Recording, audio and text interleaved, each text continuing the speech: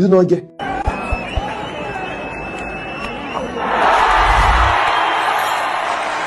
കഴിഞ്ഞ മാച്ചിൽ ധോണി ഒരു സ്റ്റംപിങ് ചെയ്തത് 0.012 സെക്കൻഡ്സിലാണ്. അതായത് നമ്മൾ കണ്ണടച്ച് തുറക്കുന്നതിനേക്കാളും ഫാസ്റ്റ്.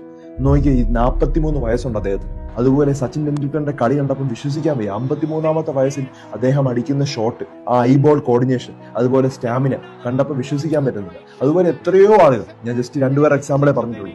40-ാമത്തെ വയസ്സിൽ, 50-ാമത്തെ വയസ്സിൽ, 60-ാമത്തെ വയസ്സിലും യങ് ആയിട്ട് നിൽക്കാനായിട്ട് നമുക്ക് പറ്റും. കാരണം ഏജ് എന്ന് പറഞ്ഞാൽ അത് ബയോളജിക്കലാണ്. പക്ഷെ നമ്മുടെ ഒരു യൂത്ത് എന്ന് പറഞ്ഞാൽ അത് സൈക്കോളജിക്കലാണ്. നമ്മുടെ മനസ്സിൽ എന്താണോ ചിന്തിക്കുന്നത് അതിനനുസരിച്ചാണ് നമുക്ക് പ്രായം വരുന്നത്. ഒരു കാര്യം നമുക്ക് തടയാനായിട്ട് പറ്റില്ല. 30 വയസ്സ് കഴിയുമ്പം എല്ലാ വ്യക്തികളുടെയും മസിൽ മാസ് 1% വെച്ച് ഓരോ വർഷവും കുറഞ്ഞുകൊണ്ടിരിക്കുകയാണ്. അപ്പൊ അതിനുവേണ്ടി നമുക്ക് എന്താണ് ചെയ്യാൻ പറ്റുന്നത്? നമ്മൾ ഇതിനു വേണ്ടി വ്യായാമം ചെയ്യണം. എങ്ങനെ വ്യായാമം?